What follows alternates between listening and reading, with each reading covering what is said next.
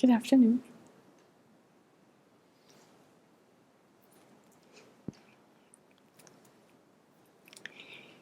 So I'm rejoicing today that we have an opportunity to take the 8 Mahayana precepts. For a long time I was not able to do that, so I really appreciate the opportunity to do that now that I'm here at the Abbey. And so I wanted to talk a little bit about ethical conduct, particularly in our world today, about killing. And so I thought about what are some of the reasons that people kill insects? Why do people kill insects? And I wrote some of them down, thinking about my own past behavior. First and foremost, I'm afraid of it. It's a threat to my health, my well-being, my resources. Me, my, and mine. It looks scary and big and yucky and ugly. Doesn't look like me at all.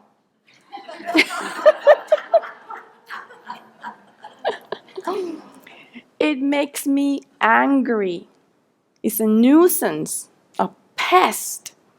It's in my territory, in my home, in my bedroom. How dare it be in my space?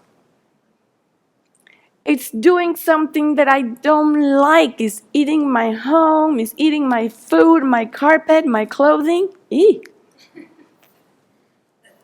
Because I can, I'm bigger, I'm stronger, I have a shoe, I have a means to kill it. It's fun. It is not going to get the best of me.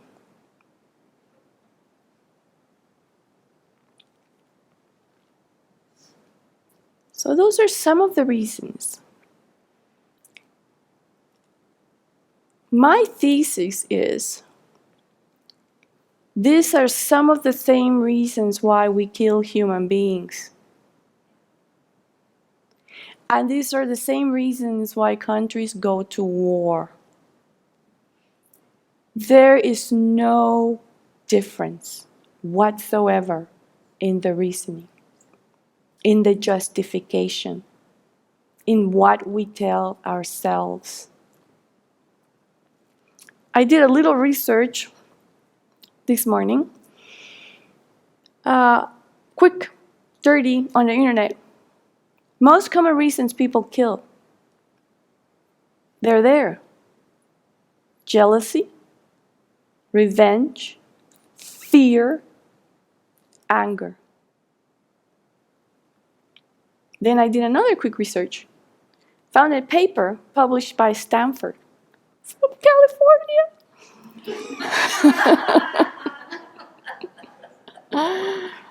And they had a survey about why countries go to war.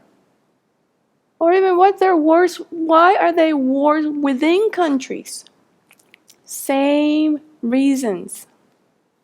Revenge. They're doing something that I don't like. I don't like how they look. I don't like what they believe in. They're threatening my resources. I'm failing to get what I want, and they're in my way of getting what I want and what I need.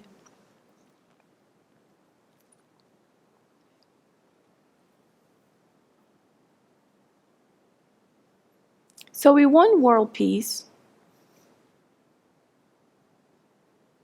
We want a world without war. Where do we start? We start here.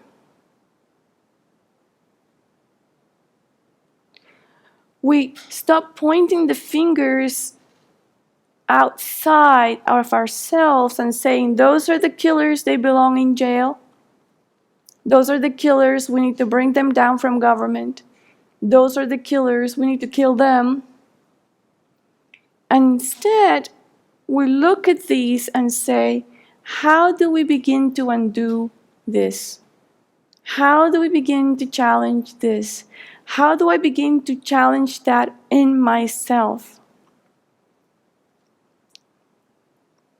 As Buddhists, we believe two very important things.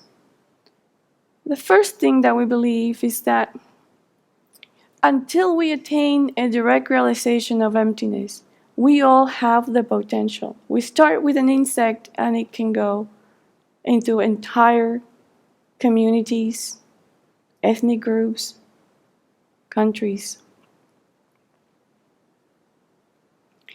And so we pursue the path to be able to eliminate that so that we become safe, not a threat, non-violent.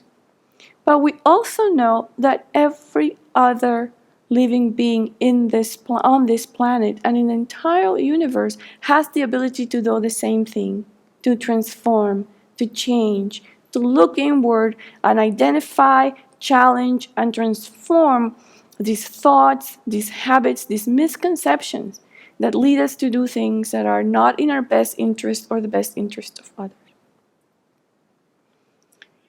As Venerable Children said in one of her recent talks at North Idaho College, and it's something that's really stuck with me, two things that really stuck with me, and I'm really trying to work with them, internalize them, expand them, bringing to my mind, and that is, first, do not ask others to understand me. That is not possible. Rather, I should make the effort to understand others. When I do that and I understand others, I have the information, the knowledge and experience to counter some of these thoughts. So it's up to me to then gather the information, gather the tools and the antidotes to bring about this transformation. The second thing that Venerable said that also stuck with me quite powerfully was, we cannot expect our leaders to lead the way, to be role models. Our government leaders are failing us in doing that, so let's be our own role models. Let's work ourselves internally for peace and non-violence. That's all.